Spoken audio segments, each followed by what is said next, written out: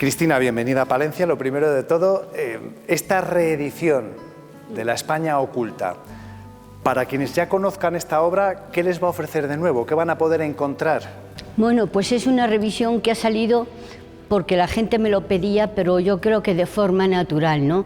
Hacía ya 37 años que se publicó la primera edición y bueno, también por casualidades la Fundación Juan Mar y Carlota decidieron que Carlota Nelson, que fue a ver mi memoria de cuando me dieron la beca, que fue el origen de todo el trabajo, ¿no?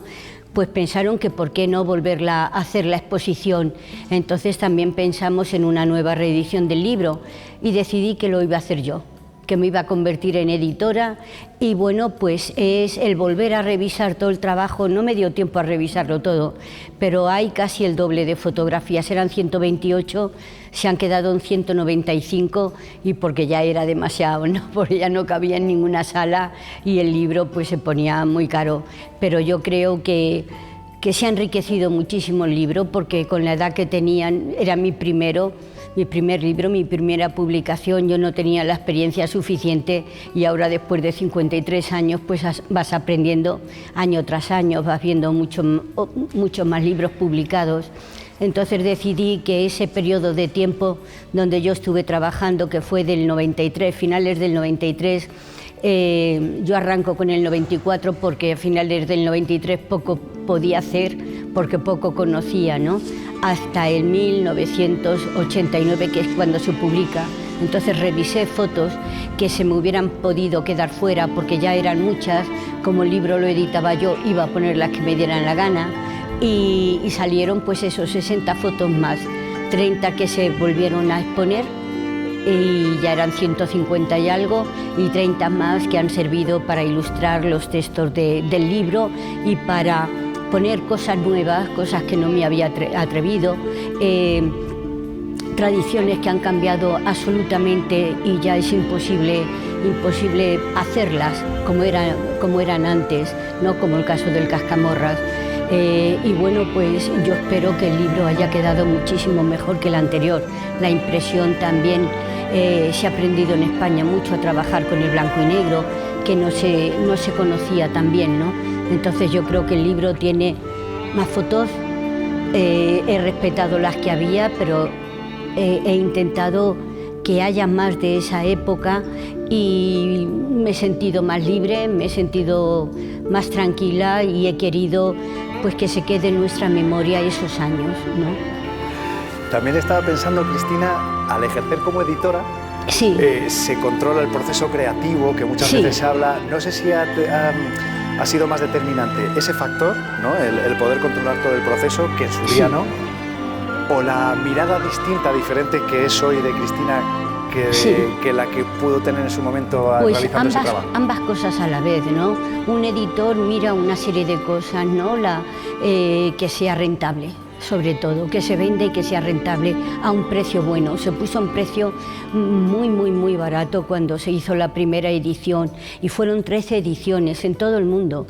Yo no sé cuántos libros se publicarían, muchísimos.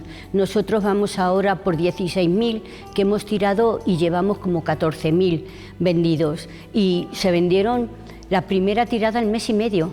Nos quedamos a mitad de la exposición sin libros y ya hasta septiembre no nos pudimos meter con ello y bueno, pues se perdió de vender muchos ejemplares, pero ha sido un libro que se ha quedado como un referente. Para mí es el sueño de una chica con muy poca experiencia, con muy pocos conocimientos de fotografía, porque en mi época no había donde poder estudiar, pero sí con muchas ganas de hacer una obra, con retos para mí, con dificultades, ¿no? Crear esa narración que yo quería a mi manera. Y luego hubo un editor que lo entendió. Él siempre me dijo: Cristina, me hiciste llorar cuando vi el libro, me emocioné viéndolo, ¿no? Y bueno, pues yo eso era lo que quería, mostrar una España desconocida, una España infravalorada porque se la asimilaba con Franco, con la Iglesia franquista. Y bueno, pues eran tradiciones de siglos, de muchísimo antes. Ahora pues es abrir los ojos y sobre todo desde las autonomías, ¿no? Esta es mi tierra. esta es mi tierra y por tanto yo la defiendo, mientras que antes era, bueno, esto de nuestros abuelos, de nuestros padres, no tiene nada que ver con nosotros, y ahora ves cómo la mujer se ha metido dentro de las fiestas, cómo los niños participan, cómo se han agrandado y sobre todo cómo ellos se sienten parte de esas tradiciones de su zona. ¿Qué ha cambiado más, España y sus tradiciones o la mirada de una fotógrafa como Cristina? Es decir, con todos estos años, toda esta experiencia, hemos cambiado, al conocer además otras realidades, otros países, otras tradiciones, ¿hemos cambiado mucho? Sí. Yo no creo que se haya cambiado tanto, lo que sí son menos vividas, son vividas de otra forma. Antes estaban muy metidas dentro de la psicología de la gente, no era el momento de los bailes, de buscar conquista, era cumplir con el santo, y ahora vienen de todas partes porque ya se dan a conocer que antes eran absolutamente desconocidas, menos las grandes, que interesaba al país o que interesaba al gobierno dar unas señas de identidad para atraer al turismo y que dejaran dinero, ¿no? Y no importaba tanto si estaban más o menos relacionadas, no existían los carnavales, se prohibieron, eran fiestas de primavera. Hace pocos meses pues fui a un pueblo que hacía 90 años que no se celebraba el carnaval y lo estaban recuperando, y si te das una vuelta sobre todo por el norte de España te vas a encontrar con montones de carnavales que se están recuperando, hablando con los mayores, y si no tenían carnaval se lo inventan, pues no van a ser menos que el pueblo de al lado, ¿no? Y entonces hacen como un mixto de todos los carnavales que ven cuando se concentran máscaras. Ahora pues es que se conocen porque se invitan de un país a otro, te encuentras máscaras de Cerdeña en Portugal o en Galicia, de cualquier sitio, ¿no? de Bulgaria, y eso hace que la gente conozca más de otros países, que tengan más ganas de viajar, de abrir los ojos, de pasarlo bien, de enterarse de lo que es el carnaval, de las diferencias que hay y las cosas que los unen también, porque hay muchas cosas que unen a las fiestas, ¿no? El final de la cosecha, los solsticios, como ahora el solsticio de San Juan, ¿no? Pues es un momento importantísimo en la vida ya sé que por aquí tenéis un pueblecito que hacen una hoguera muy grande, ¿no? Empieza por V, pero no sé. En Venta de Baños, en Baños de Cerrato, que es en realidad el pueblo de origen, ¿no? Sí. Y sí que se hace una gran hoguera, y en Velilla del Río Carrión. En Velilla es el que, sí. Son los dos con la fiesta más potente de San Juan, muy tradicional, muy unida además en Velilla al pasado, a esa fuente de la Reana, a los pueblos prerrománicos incluso. Estaba pensando que en los tiempos de globalización máxima y que más conocemos las realidades de otros lugares es cuando se está viviendo una especie de revival o recuperación de las tradiciones, incluso por los más jóvenes. No podía haber mejor momento elegido para... Claro, ¿no? Y lo que eso significa, ir a por leña, traerla, cumplir todo el ritual, después a lo mejor comer con la familia, cenar con los amigos, bailar, disfrutar, en definitiva, ¿no? El celebrar un cambio importantísimo, es la llegada del verano, ¿no? El solsticio de verano, pues todos unidos, todo el pueblo unido, y los que vienen pues a hacer amigos también, ¿no? A participar de la fiesta. Yo creo que la fiesta habla muy bien de cuáles son los orígenes, cuál es la historia, la geografía, la economía, la vida social, habla de tantas cosas. Por investigar una fiesta puedes enterarte de tanto, ¿no? Que eran los que de verdad daban vida a la fiesta, qué ha pasado cuando ellos han muerto. Conozco una familia que volvió a recrear el carnaval y murieron 3 hermanos de la misma familia con el COVID, y decían los del pueblo, ¿qué vamos a hacer ahora con la fiesta sin ellos? ¿Qué vamos a hacer? A veces una fiesta la hace una familia, es la que impulsa, la que da vida, y los demás siguen, ¿no? Y ellos me decían con toda la angustia y con todo el dolor, ¿no? ¿Qué vamos a hacer sin ellos? ¿Qué vamos a hacer? Para que no se pierdan estas tradiciones, quedan este tipo de exposiciones, en este caso, ¿no? de Carmenchu. Tenemos libros como, ¿no? esa España oculta, y ese documental también de La mirada oculta, que viene a ser un poco una forma de conocer, sobre todo en este caso, su forma de trabajar, no solo su inspiración y su obra, sino también el proceso, que para mucha gente es muy importante de conocer. Sí, bueno, pues fue Carlota es pura luminosidad y pura bondad, y a mí no me gusta nada que me filmen, me estáis filmando y lo hago por respeto a vosotros, ¿no? Pero pero no me gusta nada. Y decidí que sí, porque ¿a quién mejor que a ella, no? Es tan honesta, tan de verdad, ¿no? Con tantas ganas de hacer las cosas bien, que dije, venga, vamos a darle el sí, ¿no? Y bueno, pues vivimos momentos muy bonitos. Difícil, porque todo es difícil, porque yo corro mucho.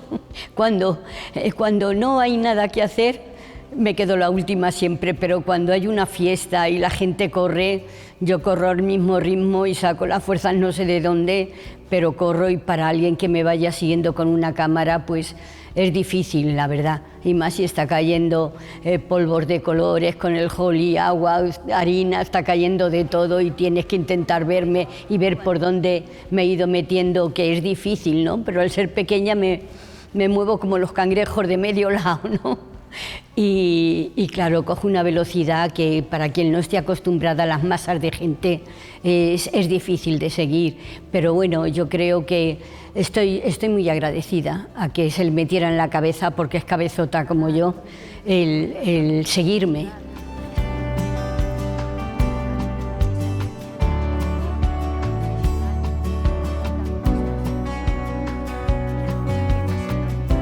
Bueno, Carlota, tenemos a Cristina hablando de esa España oculta. Tenemos ahora también la mirada oculta. ¿Qué es lo que vamos a poder ver a través, en este caso, de la mirada de Carlota Nelson?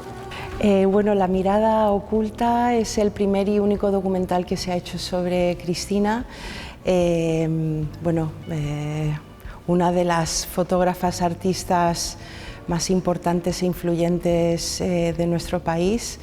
Yo diría que también es una mirada antropológica, un documento que capta el fervor de España. Y más que ser una biografía sobre ella, a mí me interesaba mucho el proceso creativo de ella. Antes de hacer el documental hablé con muchísima gente de su entorno, su familia, sus amigos, colegas fotógrafos, su positivador, y les pregunté qué quisieran ver ellos en una película sobre Cristina, y todos indudablemente me dijeron: queremos verla trabajar.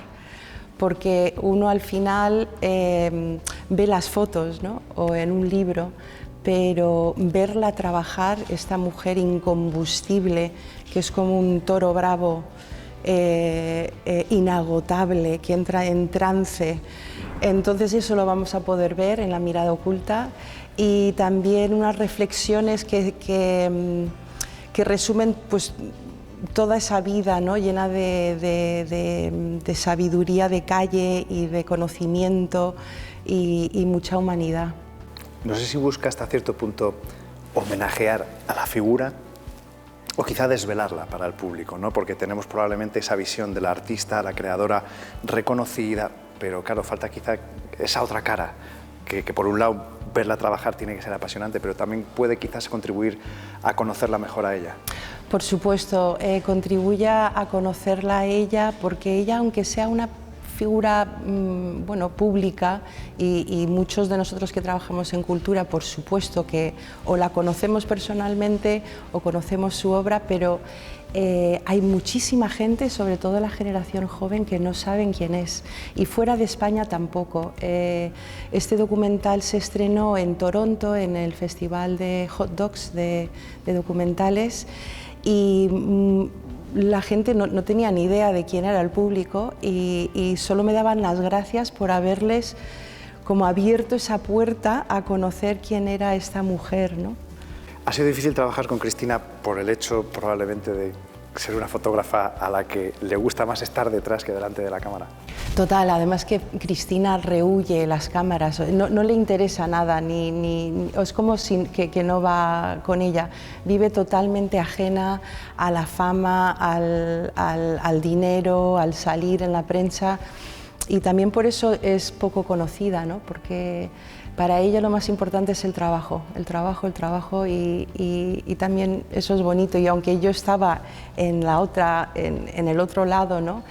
O sea, cómo filmas a alguien que no quiere ser filmado. Eso nos llevó varios meses, ¿no?, de encajar, y claro, ella siempre trabaja sola, viaja sola, sin ayuda de nadie, o sea, hasta el día de hoy. Y claro, de repente para ella fue raro tener a un equipo, aunque fuéramos muy poquitos, siguiéndola. Así que sí, fue difícil, no solo por eso, sino bueno, a la hora de montaje, de la selección y el orden de las fotos, pero bueno, yo al final yo estoy muy orgullosa del trabajo. Yo creo que también Cristina se siente como que esa es ella, ¿no? Así que bueno. Puede ser una buena vía de entrada para, como decía, ¿no?, para quienes no la conozcan, pero quizá también para quienes conocen su obra, para disfrutarla más y verla en toda su dimensión. Absolutamente. En el documental hemos procurado sacar no solo fotos de la España oculta, sino del trabajo más amplio que ha hecho, porque ella no solo ha trabajado en España, ¿no?, sino ha ido repitiendo y registrando y documentando fiestas en todo el mundo, y sigue haciéndolo.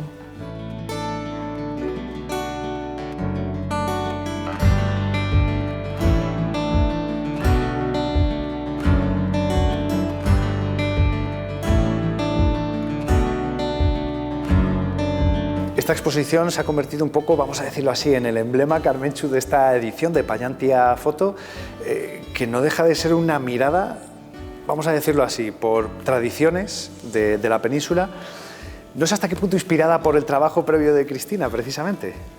Bueno, Hispania Sacra es un trabajo que llevo realizando durante más de 20 años. Y es, como he comentado y te he comentado antes, es una búsqueda de la iconografía simbólica de lo sagrado en España y Portugal. Cristina García Rodero, por supuesto, para mí es un referente absoluto. De hecho, fue su trabajo el que me inspiró y el que me hizo comenzar a fotografiar los ritos, los rituales y las tradiciones. Yo estaba estudiando Derecho, ya había terminado de estudiar Derecho y yo estaba estudiando en el extranjero, estaba en Francia. Y cuando estaba en Francia me acerqué a París y en el Centro Pompidou había una exposición, estaban exponiendo algunas fotografías del trabajo de España oculta de Cristina García Rodero. Y ahí es donde fue una especie de caída del caballo. Y ahí es cuando me di cuenta no solamente lo maravillosas, magníficas y extraordinarias que eran sus fotografías, sino que existía una realidad muy cerca de mí, la cual desconocía. Y bueno, posteriormente, pues lo que me hizo fue que hasta ese momento tenía yo una educación fotográfica, por así decirlo, muy autodidacta.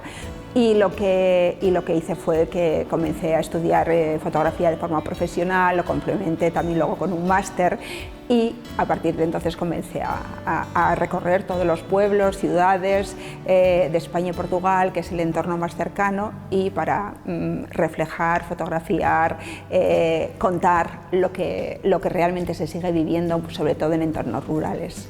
Se sigue viviendo, que en algunos casos, nos contaba antes Cristina, han cambiado respecto a cuando yo hice algunas de las fotografías, ¿no? No sé hasta qué punto en estos 20 años hemos visto también cambiar las tradiciones, por un lado, pues porque se hayan adaptado a los tiempos, a los cambios, ¿no? Y también porque, por ese revival que está habiendo, esa recuperación de lo tradicional que está siendo más reciente. A ver, todo cambia. Todo, absolutamente todo cambia en la vida y las fiestas no son ajenas a ello, ni los ritos son ajenos a ellos, ni los rituales son ajenos a ellos. Y ese cambio se ve en las imágenes y se ve en las fotografías.